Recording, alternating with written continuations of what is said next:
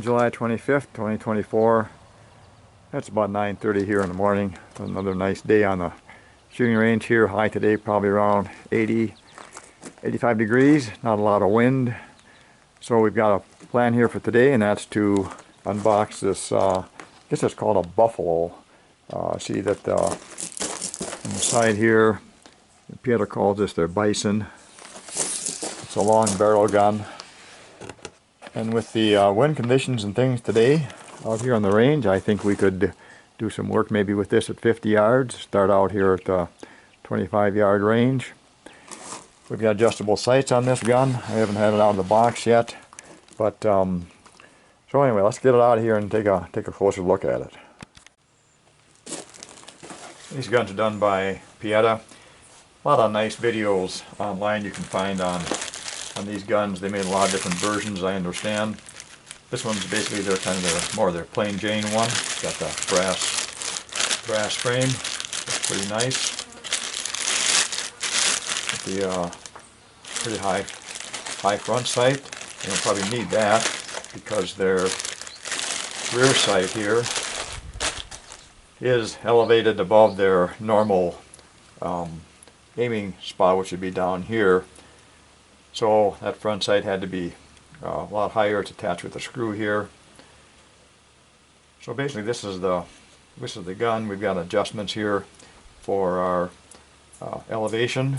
There's an elevation screw here, and there should be some way of adjusting the windage left and right. Seeing that exactly, I'll have to do some investigation on that, if there's an Allen here, or how we'll move this blade here left or right. Okay, since the longer barrel here and the adjustable sights are probably our main changes here in this gun, and probably one of the main features of the gun, I want to get right into this sighting thing here, sight adjustment. You know, I looked quickly over the manual here. I scanned through that. It looks like basically the same manual they would include with most of their guns, and their standard guns, I should say, and does not talk anything about this that I discovered. So, okay, by looking at it, the height adjustment, there's a screw here on the top. Actually, two of them, regular screw here, and then there's also so 1.5, which also fits in the sides here. 1.5 hex, and that'd be metric, and that's going to go into this portion here. So the idea is they do not have a spring that's going to raise this like automatically. So what we're going to do is we're going to loosen up this top if we want to adjust this thing, because right now it's all the way to the bottom. If we wanted to raise our rear sight, we're going to loosen this screw here. Let's say we do it about a couple of turns. Then we'll tighten this little hex screw here until it takes up that slack that we just created from that first screw. I don't want to over tighten that, and that'll have raised up the sight somewhat there. Alright, let's put it back down. Let's say your sight is raised up like that. If you then loosen this, because this screw here is right up against the frame, so right now there's no way that'll go down. That's kind of a locking system. It's kind of neat, actually, is when I'm thinking about it. So in order to get that sight back down again, then I'm going to have to loosen this lock here, and then I'll tighten the screw in the back here. I'm not sure if that shows up on the camera or not, but I'll tighten this one, and that will cause that sight to go down. The screwdriver in there. Right now the screw is pulling it down towards the frame, which it did, and now it's all the way down. I can't turn it anymore. But if I leave this top one up here loose, it's likely to work its way out. So what I want to do is snug that one up. Alright, we're back to that. As far as windage adjustment goes, there are two screws, two sets, or two kind of a set screw things one on each side here. And let's say I wanted to move the sight to the right, what I'll do is loosen the one on the right hand side over here. Get that in there. Loosen that a little bit. And then I'll drive the sight over by tightening the left hand side one. And that'll slide the sight over, and then you want to make sure both of these are snugged up. I want to get it back to where I consider the center about, so I'll loosen this one up. When I loosen it up, the sight does not move until I force it with the screw on the right hand side. By turning that one there, then I'm moving the sight back to the left until it tightens and it bumps up against this one over here. Again, you want to make sure that both of these are snugged up, or they might loosen up during shooting and actually can probably fall out of there. So tighten up both of those sides. Alright, that's kind of basically the sight adjustment. It's not a real thorough deal here, but it might give somebody an idea of how to basically get into setting that sight up and what you're going to need, like a 1.5 and then a screwdriver that fits into that top screw there. Alright, let's do a quick check on the trigger puller we got here. Bring her back to full cock. Let's see what this thing says.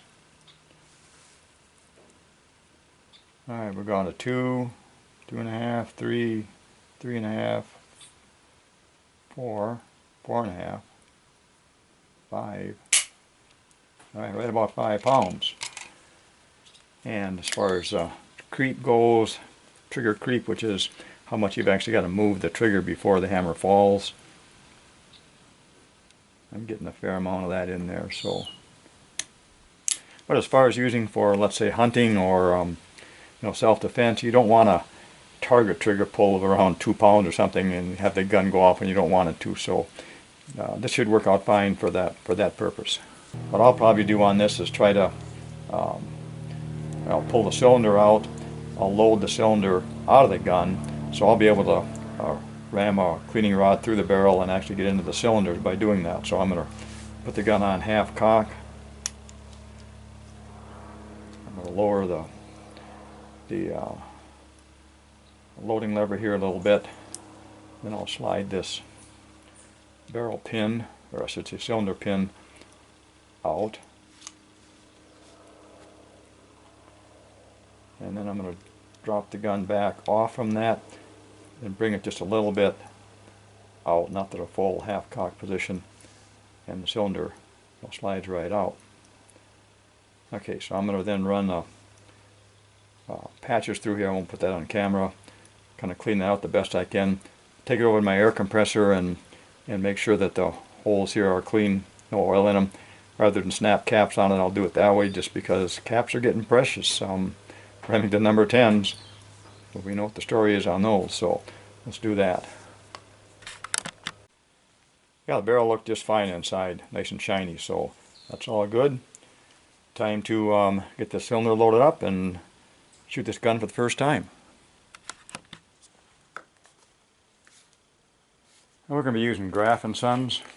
We just got this powder in here a few weeks ago. Triple F. I found that shoots really decent. I'll be using about 24 grains. About 24 grains is a 1.6 Lee dipper here.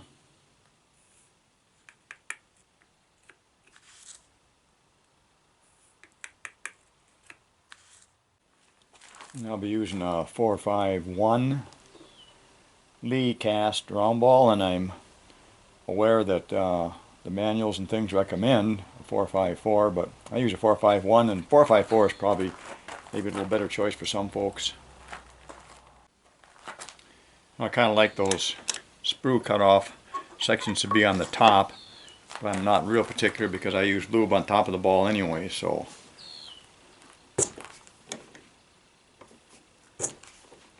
That's cutting a nice little thin ring. That shows up here or not, but that's what we're cutting on those, giving us a indication that we've got a pretty good seal going down, and the ball should stay fixed where it's put in the chambers. So we're important there. We got to make sure that ball is down against the powder. And I've rigged up a mini grease gun here to add my grease into the chambers. One shot pretty much takes care of it.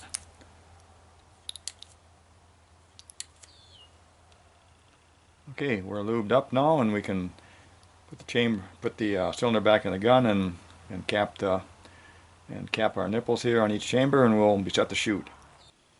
Got a few sitting out here on the board. We don't want to drop one of these things because we have to spend a half a day looking for it. But these things are getting scarce now.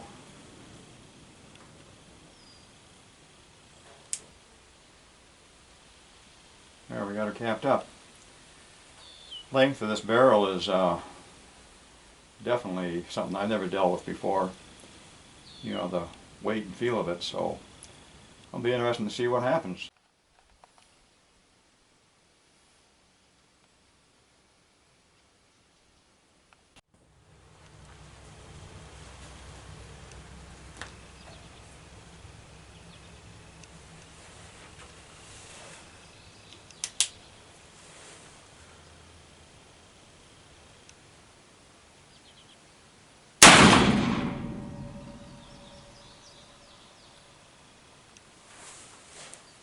Well, it's on the paper, and we're shooting high.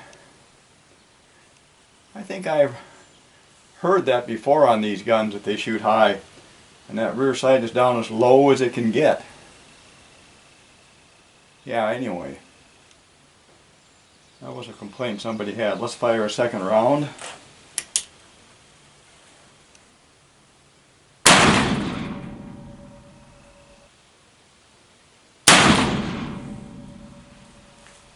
I do like the sights. I'm not real keen on the trigger pull, but we'll work with it.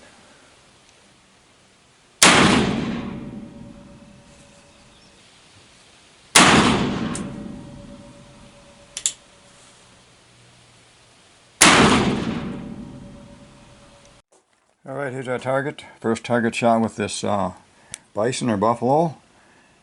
You know, I think my first shot was over in here. Someplace we ended up with one here and one here, but I think I'm counting 4 in there. I'd have to check the camera to be sure, but I think there's 4 in that spot. And if that's the case, we're shooting a little bit to the right and of course high, and we really have no immediate correction for that, because look at that rear sight is all the way down. There's no light between there. So what we would need to do, I think can be done, is take that blade out of there and lower that notch in it if I want it to hit decent at 21 or 22 yards. So I think what I'll do is make a little correction, move my sight to the left because that's the direction I want my bullets to go. Post something down there at 50 yards and just see where it's hitting at 50. Alright, posted a target down there at 50 yards. Got an aiming dot there at the bottom. Extra sheet on top because I do think it'll shoot high, but I'm not 100% sure. Let's hope it shoots left and right okay, so it's on the paper.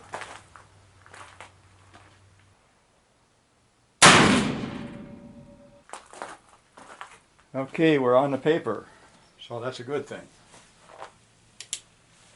That trigger pull needs some work, that's for sure.